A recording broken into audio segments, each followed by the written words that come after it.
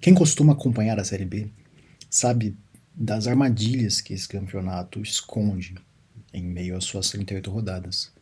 E mesmo alguns confrontos entre times que estão colocados em situações opostas na tabela de classificação, pode resultar aí alguma surpresa. E é o caso, por exemplo, do jogo entre o América Mineiro e o Curitiba, valendo a 27ª rodada da segundona.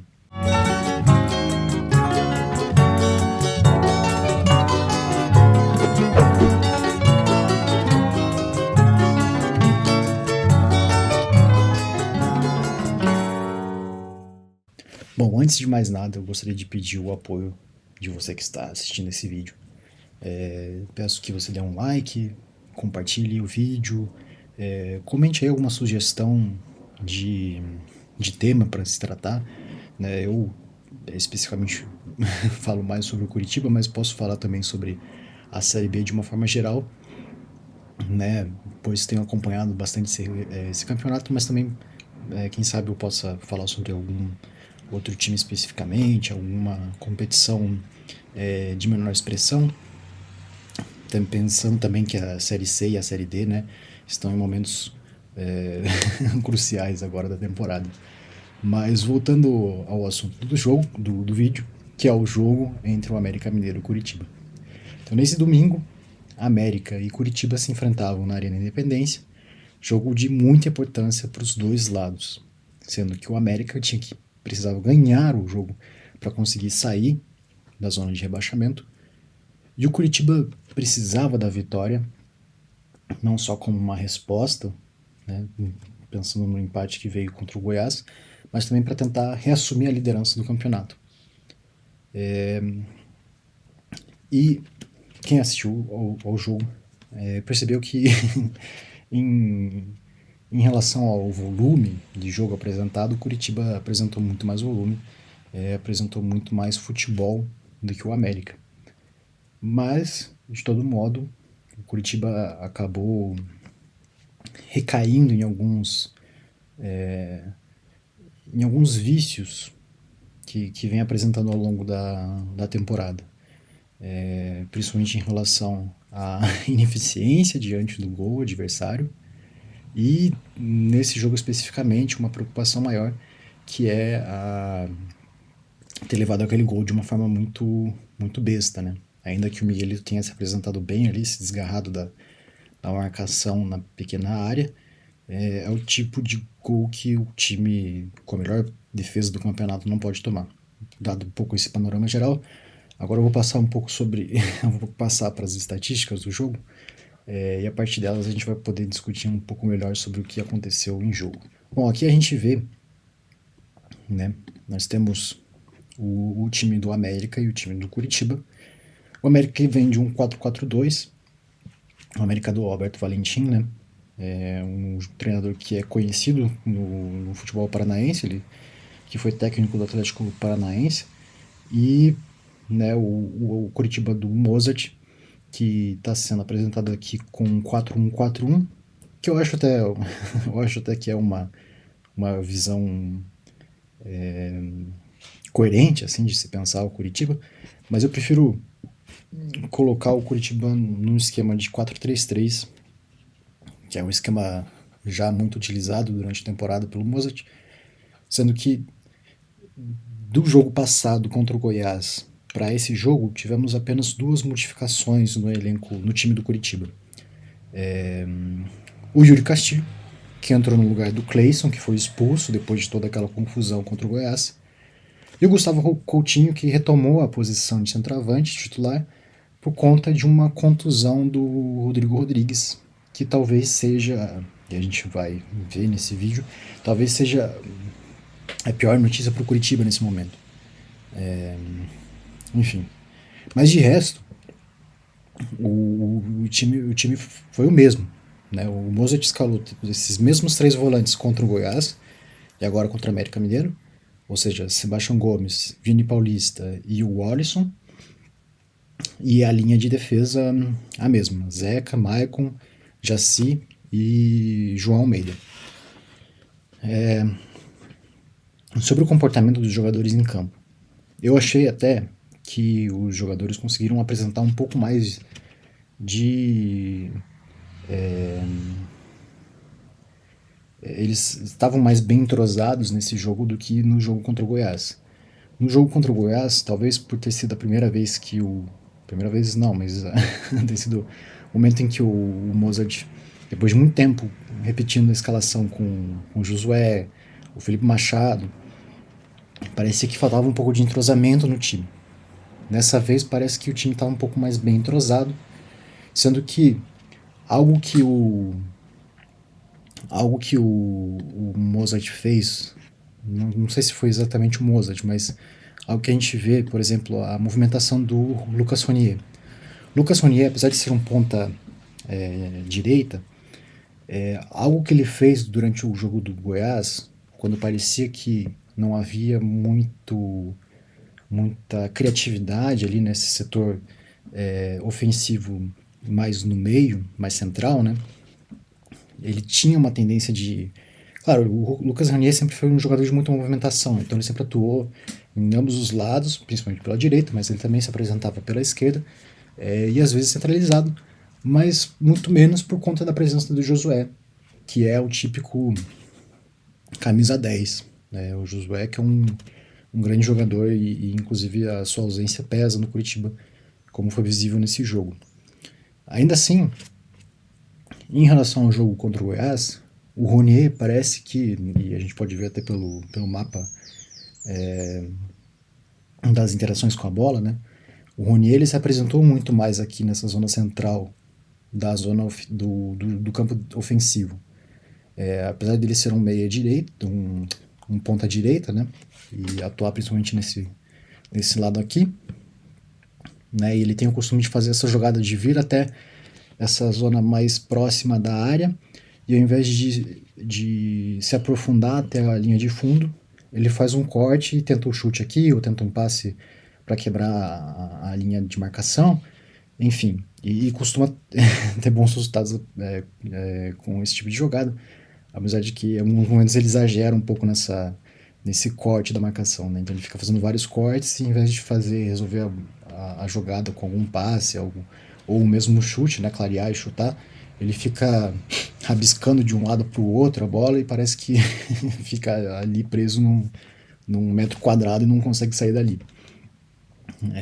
E às vezes acaba sendo desarmado, né? Às vezes acaba sofrendo uma falta, enfim. Mas aqui ele também tem participações nessa zona central.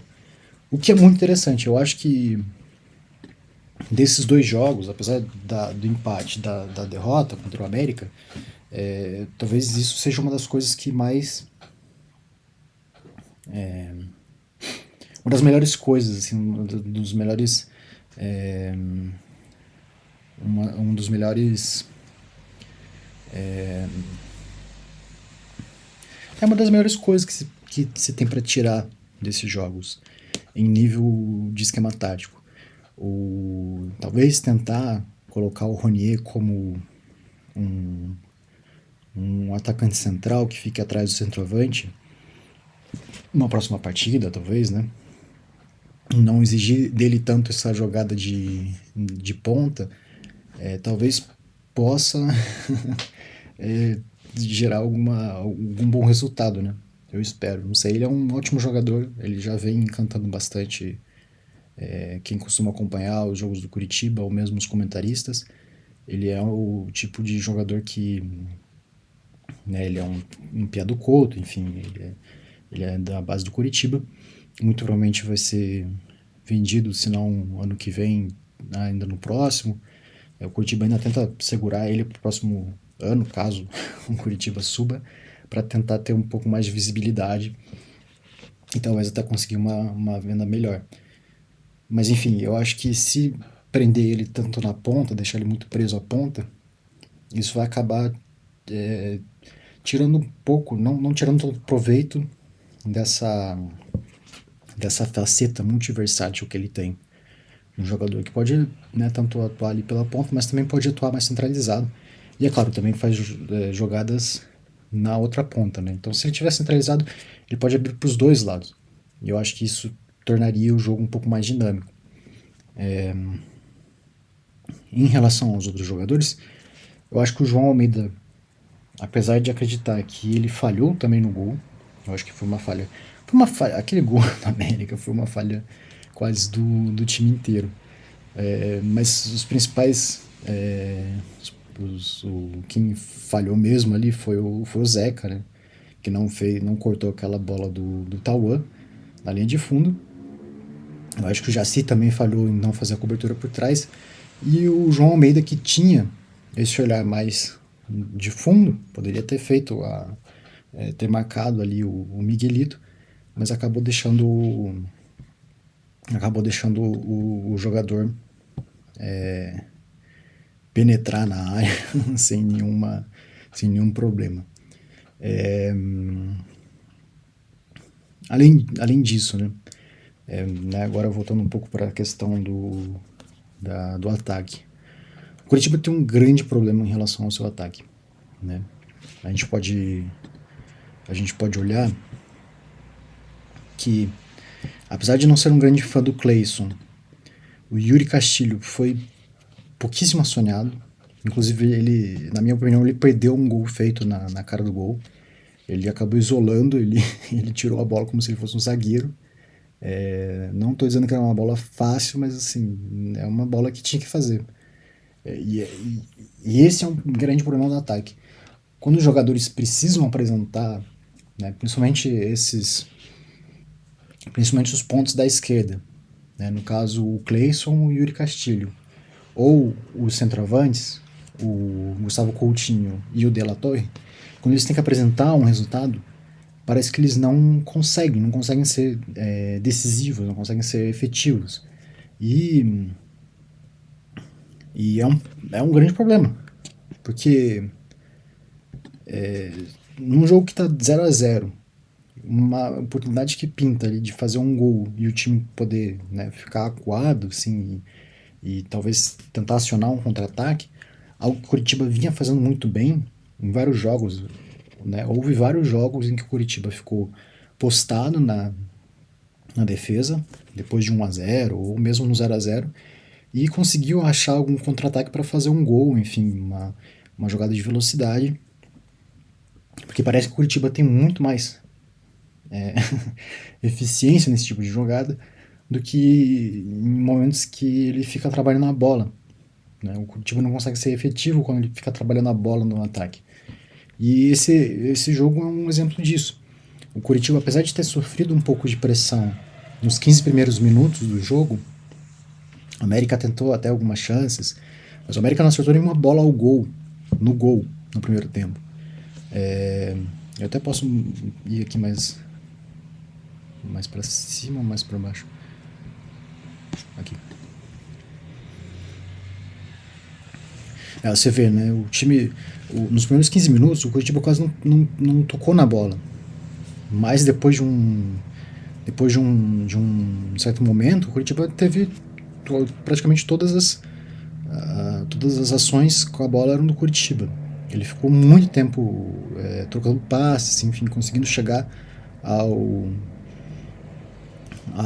gol do América, né? Você vê, defesa do goleiro. O Maurício não fez nenhuma defesa. Né? Inclusive ele tomou um gol que foi anulado.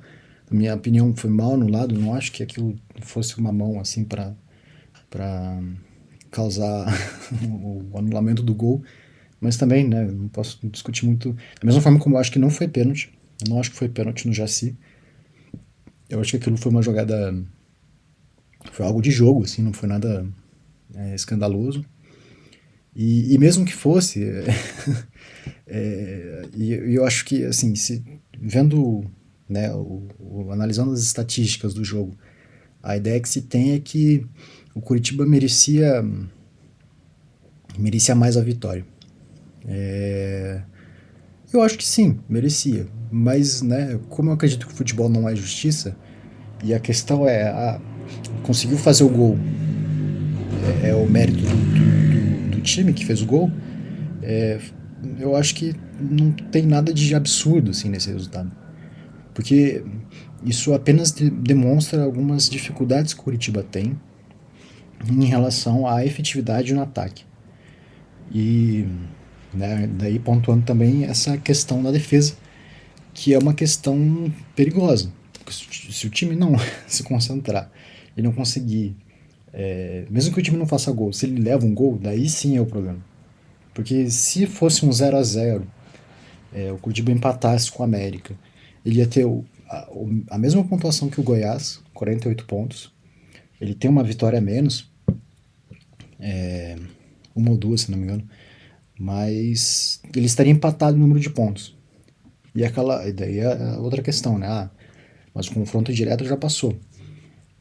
Tudo bem, mas você consegue ali, em algum jogo ou outro, tirar essa diferença, enfim, tá muito disputado ali em cima mesmo, né? É muito difícil, não, acho muito difícil dizer que foi um pecado não ter ganho contra o Goiás. Eu acho que o pecado mesmo foi esse jogo, muito pela questão da ineficiência do ataque, né? Teve duas grandes chances, 21 finalizações contra 8 do América e nenhum gol. Isso é um absurdo. Então, eu acho que assim, se fosse marcado pênalti, ia ser um. Isso sim ia ser uma justiça do futebol. Porque um time que ataca, ataca, ataca e não faz, não merece fazer mesmo. Porque não adianta o Curitiba ficar nessa impressão de que no último minuto do jogo ele vai conseguir fazer um gol, independente do confronto. O Curitiba tem que resolver durante o jogo. No momento que ele tem ali a disposição, a possibilidade de fazê-lo. Enfim. E ainda sobre essa questão, né, eu acho que desse jogo, né, eu comentei sobre o Ronier, é, eu acho que eu acho que de fato precisa ter uma revisão um pouco sobre esse esquema que o Mozart propõe. Porque tá muito desequilibrado. Você vê um lado esquerdo que é muito forte, um lado direito, perdão, um lado direito que é muito forte com o Ronier. Você tem o Zeca, você ainda tem o Maicon ali que ajuda também, apoiando na defesa. Daí, por mais que do lado esquerdo você tenha o Jaci, que também é muito forte, assim, eu acho o Jaci um ótimo jogador. Você tem o João Almeida, que é um ótimo lateral, mas ele ainda é garoto. Então eu acho que ele tem apresentado ainda um pouco essa inconstância. E, e lá na frente você tem o Cleison ou o Yuri Castilho, que não tem ajudado. Sendo que o Sebastião Gomes tem o costume de atuar mais pela esquerda quando ele está em campo. Enfim, então ele também aparece para tentar resolver ali daquele lado, mas ainda assim fica muito descompensado, porque o time não está conseguindo apresentar tanto risco dos dois lados. E se não está conseguindo apresentar tanto risco dos dois lados, eu acho que seria o caso de talvez colocar o Yuri Castilho mais próximo do Gustavo Coutinho numa dupla de ataque e tentar fazer uma linha atrás, daí sim com, né, Ronier, Josué, quando estiver bem, sendo que o Josué entrou no segundo tempo, e o Sebastião Gomes, ou quem sabe até o Carlos de Pena. No jogo contra o Goiás, o Carlos de Pena entrou no jogo, sendo que havia um buraco ali no meio, na parte central do campo ofensivo, mas ele acabou atuando só como ponta esquerda. Então ele ficou pregado na ponta esquerda. Enfim, se for nesse sentido, então, né, que colocasse esses quatro numa, numa segunda linha, né? Acho que é arriscado pensar nisso, mas né, o Depena, o Sebastião Gomes, o Josué e o Ronier, e você coloca uma dupla de ataque, enfim, ou pensa em tirar o Yuri Castilho, deixa só o Gustavo Coutinho, e aí sim você tem um volante para ficar ali atrás dessa linha de quatro, né? Daí sim fazer um 4-1-4-1. Acho que eu tenho mais para falar um pouco isso, assim. Eu acho que não foi um jogo ruim do Curitiba. Eu não acho que foi um jogo decepcionante. Eu acho que o resultado sim foi decepcionante, até porque além de você não conseguir vencer e voltar à primeira colocação, você vê outros adversários se aproximarem, né? Então você tem ali Criciúma, Chapecoense, o Novo Horizontino, o próprio Atlético Paranaense, são times que já estão muito próximos do Curitiba. O Curitiba tem que tomar muito cuidado, porque se ele continuar perdendo pontos, pode ser que eventualmente chegue um momento do Atletiba e o Atlético consiga superar o Curitiba se ganhar no Atletiba. E eu acho que o Atletiba é sempre um momento de muito crucial assim dentro de um campeonato, numa temporada também. Eu acho que se não fosse aquela vitória contra o Atlético no primeiro turno, talvez o Curitiba não estivesse na situação em que está. Então, também não pode correr o risco de criar essa atmosfera que dê moral para o Atlético Paranaense entrar no Couto Pereira e, né, buscar a vitória, vencer, enfim, quem sabe ultrapassar o Curitiba. Eu não acho que é um problema o Atlético se aproximar, enfim, se classificar para a Série A.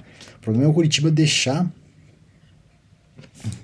que chegue esse momento e seja uma questão de vida e morte ali para o Atlético e o Atlético entre com a faca nos dentes e, enfim, ganhe do Curitiba e tire toda a moral do Curitiba e corra o risco de perder o campeonato. Curitiba que tem 50% de aproveitamento nesse segundo turno, né? Uma campanha terrível, apesar de ter sido só uma derrota, duas derrotas na verdade, né? Agora são duas derrotas, mas são duas derrotas fora de casa. Mas ainda assim, não adianta você perder uma fora de casa, vencer outra, se você não vence em casa. O Curitiba tem que voltar a vencer no Couto Pereira também. E só retomando a questão da, da porcentagem de jogos ganhos, né? de rendimento, é 50%. 50%. Se o Curitiba continuar com esse 50%, que é muito baixo, né, até o final do campeonato, há grandes chances dele não conseguir a vaga para a Série A, que é o principal. Né? As pessoas falam assim, tem que tentar ganhar o campeonato para conseguir uma vaga na Copa do Brasil do ano que vem. A Copa do Brasil é o menor dos problemas para o Curitiba. Assim, eu sei que é um campeonato muito interessante, ganha muito dinheiro com a Copa do Brasil, mas assim, pouco importa. Se o Curitiba tiver que jogar a Série A ano que vem sem a Copa do Brasil, talvez até melhor, porque daí não tem essa, essa distorção, assim, essa miragem de que vai conseguir disputar dois campeonatos nacionais dessa grandeza, né, a Copa do Brasil e a Série A, no mesmo momento. O Curitiba tem que se concentrar em conseguir o acesso. E isso vem a partir da vitória. E a vitória vem a partir dos gols. Então, assim, o Mozart tem que chegar para os jogadores, fazer ter uma conversa franca assim com os jogadores para tentar fazer o Curitiba voltar a marcar gols, assim, nem que seja um gol por jogo, mas tem que marcar e não pode tomar, né? Não pode levar um gol bobo como levou agora contra o América Mineiro. Enfim, encerro esse vídeo por aqui. Lembrando só que esse canal é um canal de cortes e vídeos sobre os times, né? Mas a gente tem o nosso canal, o Sai Jogando Podcast, em que a gente, toda semana, nas terças-feiras, a gente faz um programa, uma live, falando sobre futebol, eu e os meus colegas, né? E também tem o canal Sai Jogando do Palmeiras. Eu não lembro qual que é o.